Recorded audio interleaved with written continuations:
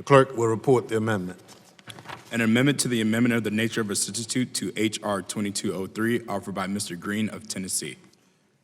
Gentleman is recognized for 5 minutes to explain his amendment. Thank you, Mr. Chairman, members of the committee. Aspects of this bill assume a lot of bad things about the men and women of Customs and Border Patrol.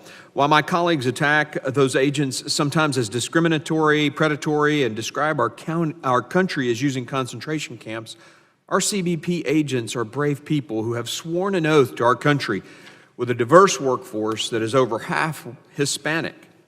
They're working tirelessly every day to defend against drug smugglers and human traffickers and to aid and assist those crossing our border to ensure their health and well-being and their safety from those who wish to do them harm.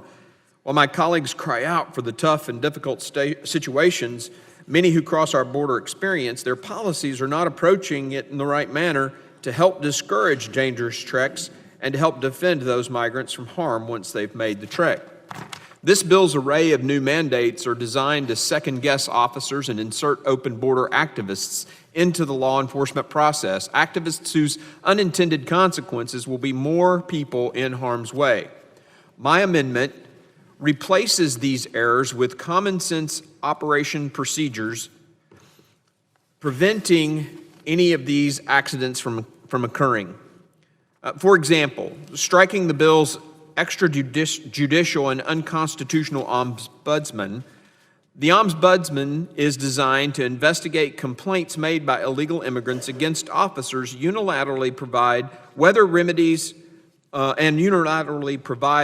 whatever remedies the office deems appropriate.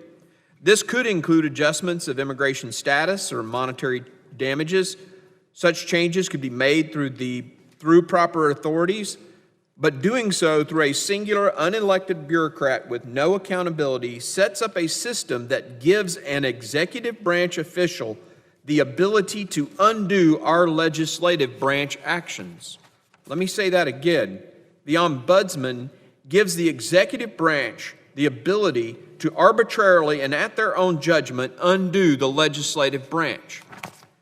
This amendment adds language to protect the identity of CBP and ICE employees, contractors, and cooperating entity personnel who have had complaints filed against them without due process. Do we need these employees who violate the law to be held accountable? Absolutely, but to allow those innocent to be slandered is poor legislating, terrible policy, and an awful way to treat those who are serving our country. This amendment adds officer-focused courses to the bill's activist-oriented training regimen, including courses on officer self-defense, managing health and wellness during crisis, and the latest border technologies. Finally, this amendment rebalances a lopsided report on migrant deaths that ignores the role that smugglers, long journeys, rugged terrain, dehydration can play in a migrant's health when they arrive at our border.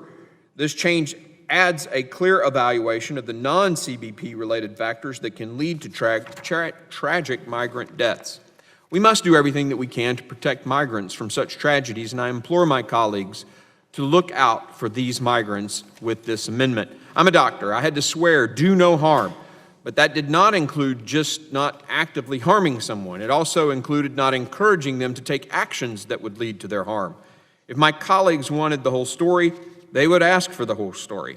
Please, now's your chance to accept this amendment and do so. We must protect these people from harm, and this amendment ensures that we will actually account for those significant factors that are causing the harm if reporting on the full spectrum instead of limited scope of what leads to tragic migrant deaths.